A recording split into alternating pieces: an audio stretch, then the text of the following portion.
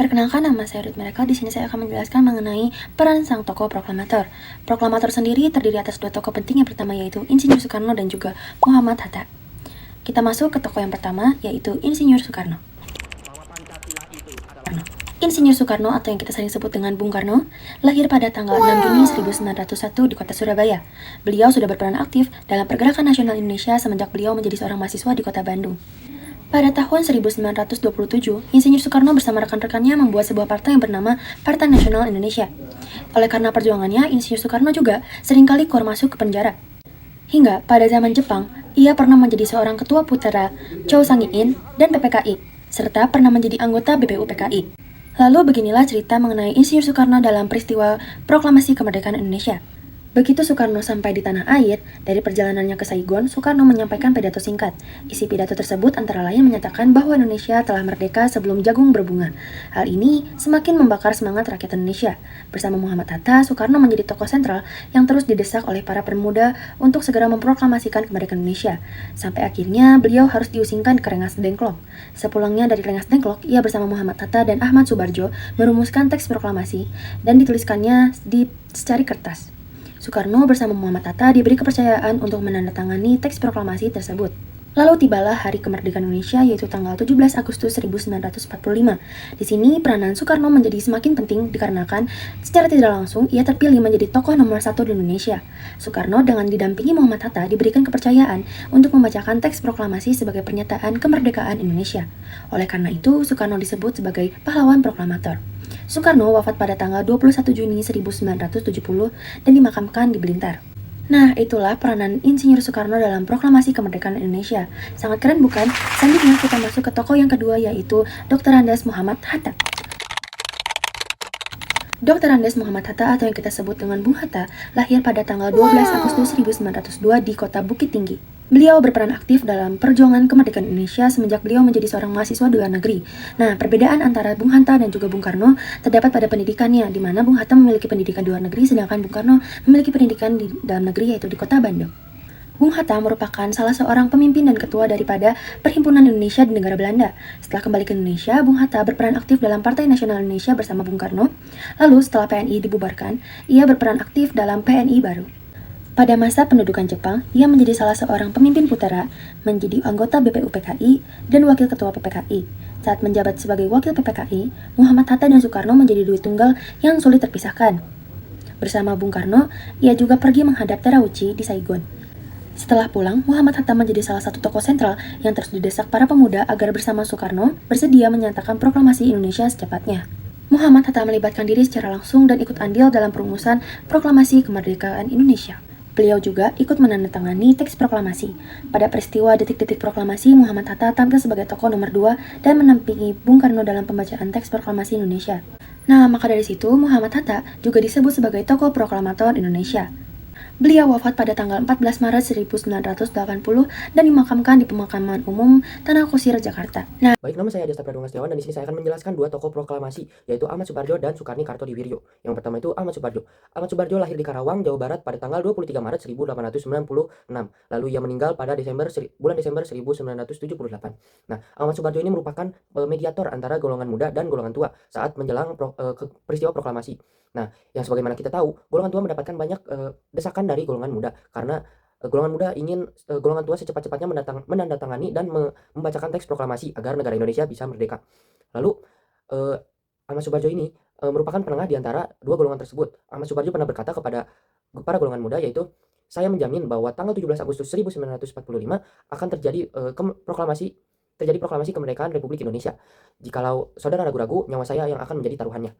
Setelah itu akhirnya kata-kata tersebut membuat para golongan muda teryakini dan akhirnya ingin melepaskan para golongan tua. Nah, jadi bisa dibilang Ahmad Subarjo ini merupakan tokoh yang mengakhiri peristiwa Rengas Dengklok karena setelah dia memberikan jaminan nyawanya, para golongan muda pun akhirnya percaya. Lalu Insinyur Soekarno, Muhammad Hatta dan para rombongannya pun akhirnya bisa pulang ke Jakarta, dan sesampainya di Jakarta para golongan tua langsung merumuskan teks proklamasi yang pada saat itu Ahmad Subarjo sangat berperan aktif dalam pembuatannya.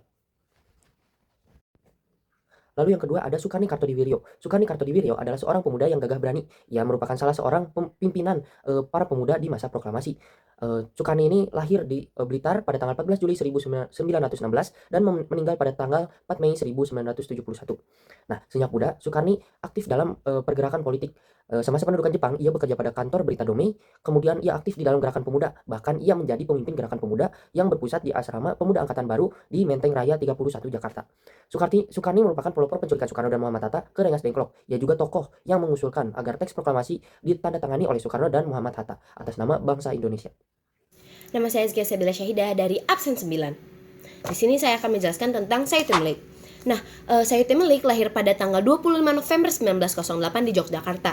Ia berperan dalam pencatatan hasil diskusi susunan teks proklamasi.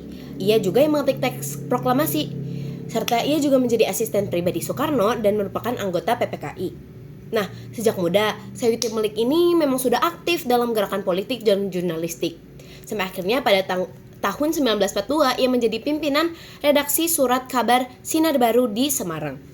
Namanya makin mencuat pada sekitar tahun proklamasi kemerdekaan Indonesia karena ia telah menyaksikan penyusunan teks proklamasi di ruang makan Rumah Maeda. Bahkan akhirnya ia dipercaya untuk mengetik teks proklamasi yang ditulis tangan oleh Soekarno. Nah, ia juga dalam proses pengetikannya melakukan 3 perubahan. Mengganti kata tempo menjadi tempo, mengganti wakil-wakil bangsa Indonesia jadi atas nama bangsa Indonesia, serta mengubah tulisan bulan dan hari. Nah, ia juga menyarankan agar teks proklamasi itu ditandatangani oleh Soekarno dan Hatta atas nama bangsa Indonesia. Seperti itu. Nah, selanjutnya adalah Burhanuddin Muhammad Diah atau lebih dikenal dengan BM Diah. Ia lahir di Kota Raja pada tanggal 7 April 1917. Ia berbakat di bidang jurnalistik. Nah, pada awal kependudukan Jepang, ia bekerja pada radio militer. Pada tahun 1942 sampai 1945, ia bekerja sebagai wartawan pada Harian Asia Raya. Nah, pada sekitar peristiwa proklamasi, BM Diah itu udah jadi wartawan yang terkenal. Nah, pada malam waktu akan diadakan perumusan teks proklamasi, BM Diah ini banyak melakukan kontak dengan pemuda untuk datang ke Rumah Maeda. Ia termasuk seorang pemuda yang ikut menyaksikan perumusan teks proklamasi. Ia menyimpan draft asli proklamasi yang ditulis tangan oleh Soekarno-Hatta setelah mengambil draft tersebut dari tong sampah. Ia juga sangat berperan dalam upaya penyebar luasan berita proklamasi kemerdekaan Indonesia dengan kemampuan yang dia punya. Nah, selanjutnya adalah Latif Hendraningrat. Ia adalah salah seorang komandan peta. Pada saat melaksanakan proklamasi, ia merupakan salah satu orang yang cukup sibuk. Ia menjemput beberapa tokoh penting untuk hadir di Pegangsaan Timur nomor 56. Misalnya, ia harus mencari dan menjemput Muhammad Hatta. Saat itu juga Latif ditugaskan oleh Dr. Muwardi atau Kepala Keamanan Soekarno untuk menyiapkan anak buahnya berjaga-jaga di sekitar rumah Soekarno di Jalan Pegangsaan Timur guna menjaga keamanan upacara. Takutnya Jepang itu tiba-tiba melakukan serangan.